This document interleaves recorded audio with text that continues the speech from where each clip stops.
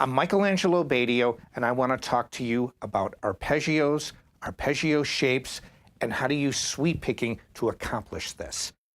When you play an arpeggio, what you do is basically single out each note of a chord. For example, a chord, A minor. Now I'm going to arpeggiate A minor. Now I can play it staccato, legato, I can do a lot of variations, but the idea is you don't play a chord like that. You arpeggiate it, which means single out every note.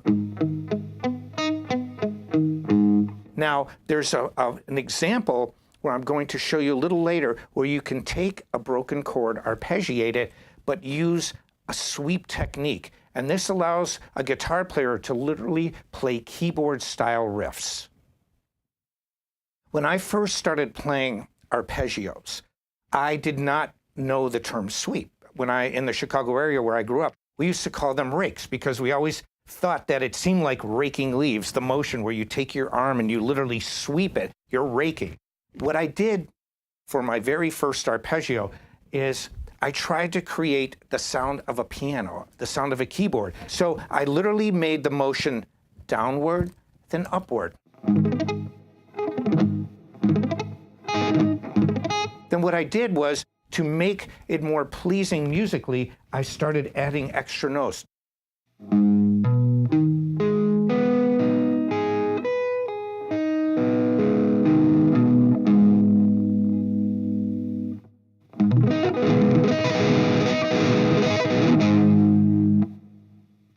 What did I do here? I took my fourth finger, I hammered on the 6th string, 5th to the 8th fret. But I only used one pick. Then I used a downward motion with my picking hand to make notes that sound ascending. And this is one of the ironic things about sweep picking, is that when you do the downward motion, you're actually sound-wise moving upwards. And so,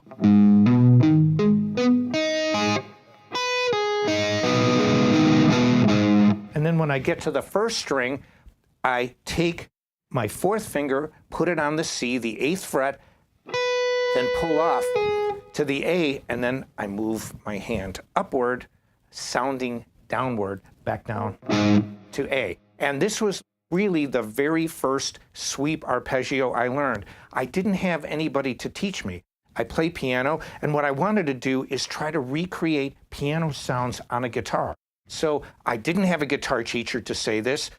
There weren't people like me around to say, this is how you do it. So I created this myself. But I also realized this was only the very beginning. It really wasn't an arpeggio that I wanted to use a lot, but it was one that got me on the way to learning these sweeps that we know today. Now, what happened after this, I realized that it sounds good, but it sounded better with a clean sound. And so what I said to myself is, okay, what chord shapes are there? A minor. Now, A minor seems to be one of the most basic chords that you can get, and it's easy to play. So what I said was, what if I outlined an A minor chord and tried to make this into a rake or a sweep pattern? And what I did is I came up with this one. And that became the arpeggio that we know today. And it's really one of the most common arpeggios for guitar that you have. Now, in this shape, what I did is I literally got the idea just from A minor.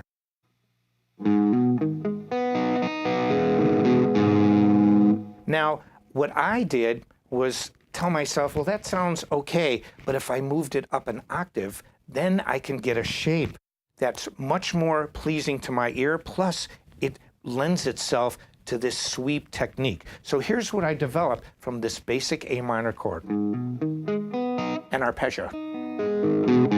I started here. I started on the 12th fret, first finger, then I hammer to the 15th fret. And what I did was I created the A minor chord, and then I was able, because of the way this shape works, is to add that high octave. So it's like this.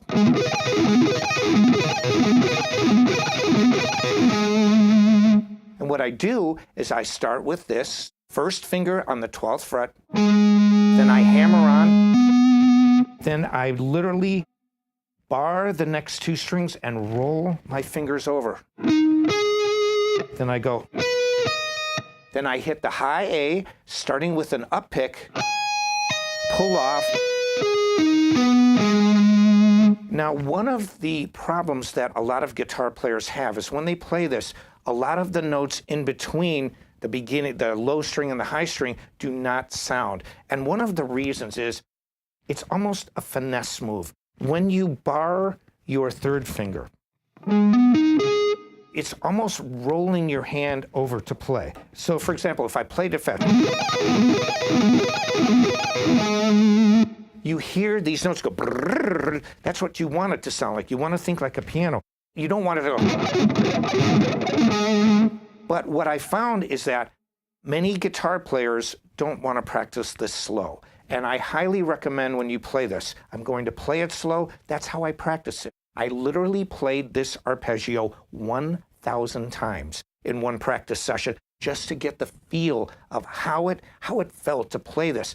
And because it's a very fluid motion, and it's not something just straight up, straight down. You have to roll fingers, your hands have to move, and they have to be synced together. Here is the A minor arpeggio played slow.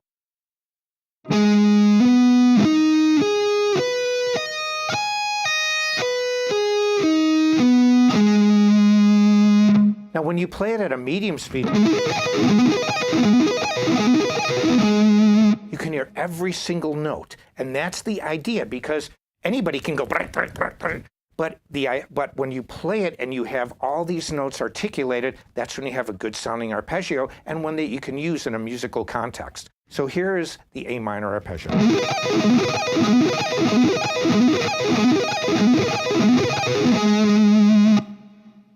The most important aspect of playing this arpeggio and cycling it, meaning playing it over and over, is this.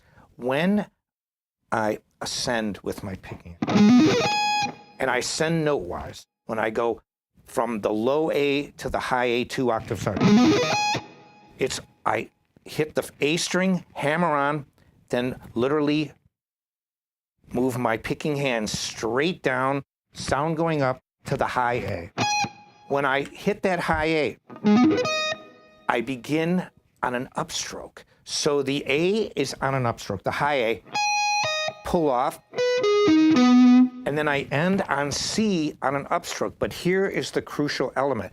When I cycle this, when I play the second arpeggio shape, if I played A minor over and over, the second, third, fourth, every subsequent time, I now start again with a down pick and then do a hammer. So the sequence ends on an up pick, then the next sequence starts with a down pick and a hammer. And this will create the possibility for you to play this endlessly. And because if you don't, a lot of times guitar players will mess up. They'll go down and they really won't start that next note on a down pick. And that's the crucial element here, to be able to take it from just one time to be able to cycle it over and over.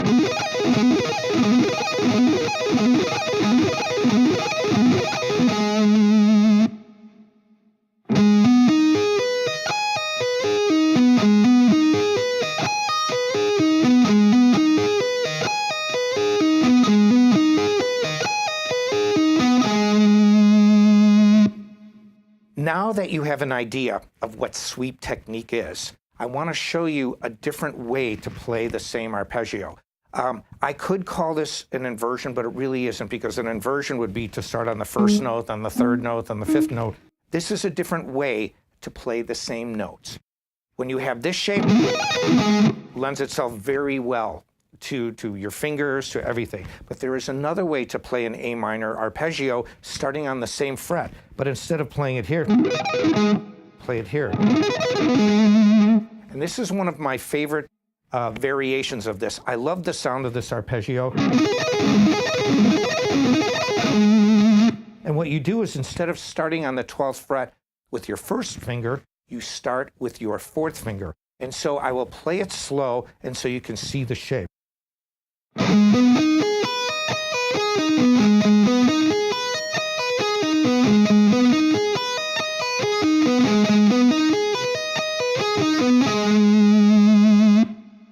what did I do there? I started with my fourth finger, 12th fret, 5th string, 4th finger, and it is an A. Then I literally used the sweep technique. I start with a downstroke.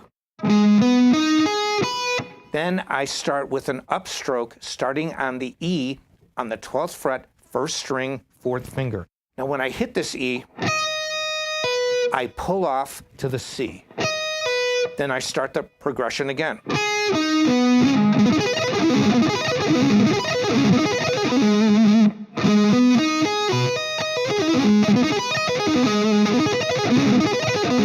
When I play it one time, I literally end on an up pick. So that would be one time. But if I want to cycle this, if I want to play it over and over, I have to start each new arpeggio with a down pick. Down, up, down.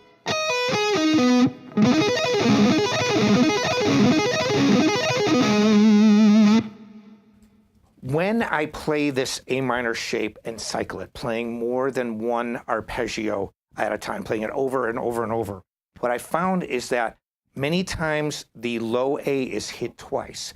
Now what happens is when I play the arpeggio,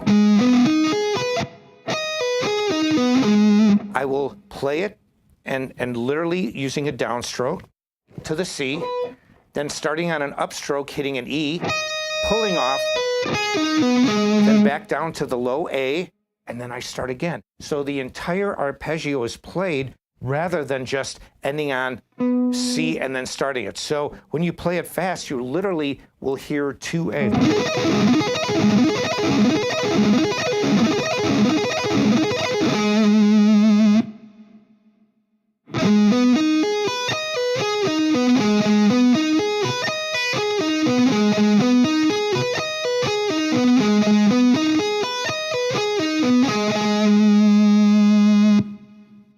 A natural variation when you use this arpeggio shape is to start on the low A and then hit the E when you get to that high E twice.